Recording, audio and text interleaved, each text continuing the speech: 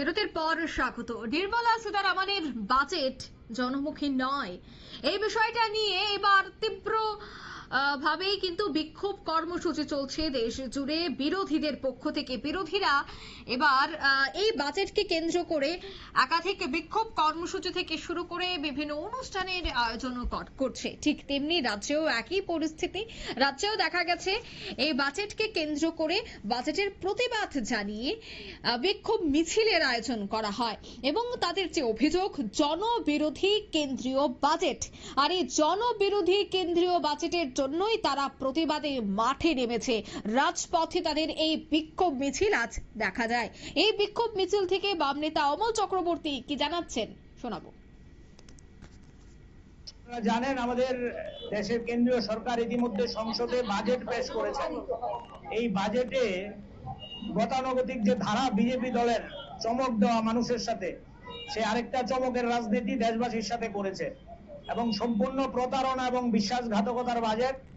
এই বাজেটের মধ্য দিয়ে আমাদের ত্রিপুরা রাজ্যের জন্য একটি শব্দ পর্যন্ত নেই।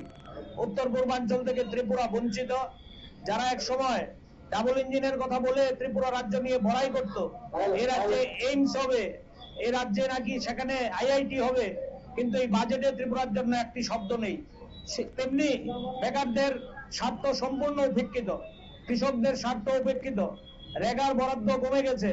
এক কথায় গ্রামীণ এবং শ্রমজীবী মানুষের দুর্দশা ডেকে আনবে এই বাজেট। এই জনবিরোধী, এই মানুষের সাথে বিশ্বাসঘাতকতা এবং প্রতারণার যে বাজেট, এই জনবিরোধী বাজেটের বিরুদ্ধে আজকে সিপিআইএম সদর মহকুমার আহ্বানে আমরা এই বিক্ষোভ মিছিল আয়োজন করেছি। আমরা এই বিক্ষোভ মিছিল থেকে রাজ্যের মানুষের কাছে আবেদন রাখতে চাই, শুধু আগরতলায় নয়, গোটা রাজ্যে সাধারণ মানুষ রাস্তায় নেমে এই বিক্ষোভের, এই বিজেপির যে ঘৃণ্য বাজেট, সেই বাজেটের বিরুদ্ধে তারা রাস্তায় নেমে প্রতিবাদ করবে। এই আহ্বান নিয়েই আমাদের মিছিল। আপনারা শুনলেন বাম নেতার বক্তব্য। জনবিরোধী কেন্দ্রীয় বাজেট পেশ করা হয়েছে, যেখানে রাজ্যের জন্য কোনো কিছুই উল্লেখ করা হয়নি, রাজ্যের জন্য কোনো বরাদ্দ বাড়ানো হয়নি, কোনো ধরনের কথাই চিন্তা করা হয়নি। সেই বিষয়গুলিকে কেন্দ্র করে আজ বিক্ষোভ কর্মসূচিটি এই মিছিলটি দেখা গেছে রাজধানীর বিভিন্ন পথ পরিক্রমা করে। নিয়ে নিচ্ছে ছোট্ট একটি বিজ্ঞাপন বিরতি, সঙ্গে থাকুন।